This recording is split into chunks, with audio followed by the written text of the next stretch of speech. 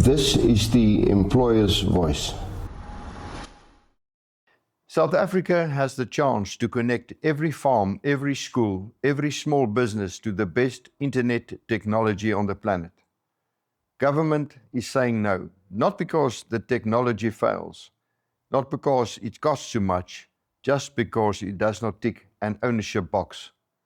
This is not about empowerment. This is about ideology beating common sense again. Starlink is the largest satellite internet network in the world. It works. It is proven. It is available right now. South Africa has excluded it, not because of poor performance, but because it does not meet government's ownership requirements. Instead, government appears ready to open the door to a so-called competitor, a company with zero commercial satellite customers anywhere in the world. Zero. That is the choice on the table. Proven global technology, locked out. Unproven ideology, compliant technology, welcomed in. This is not an abstract policy debate. It has a direct cost.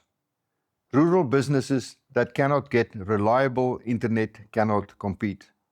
Schools that cannot connect cannot access modern learning tools.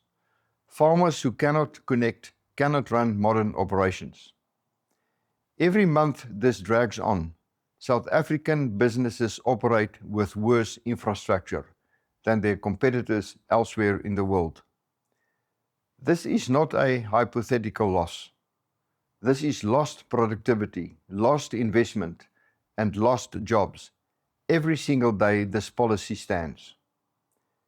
Government keeps insisting that ownership structure matters more than capability, that race-based compliance outweighs technological excellence, that political box-ticking matters more than giving South Africans the best available service. This is not empowerment. This is regulatory self-sabotage. Nobody benefits when the best technology is kept out. Not the rural community waiting for connectivity. Not the small business trying to compete. Not the millions of unemployed South Africans who need investment, not excuses. This is the same pattern employers see everywhere in this country. Government talks about attracting investment, then it defends the exact policies that chase investment away. Ownership compliance cannot be the price of doing business in South Africa.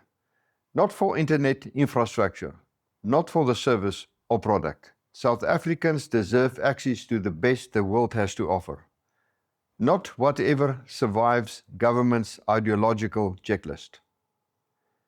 NEASA will keep pushing back on every policy that puts compliance ahead of capability, because every one of these decisions has the same consequences. Less competition, less investment, fewer choices, worse outcomes for the people these policies claim to protect. I'm Gerard Papenfoos, Chief Executive of NEASA, and this is the Employer's Voice.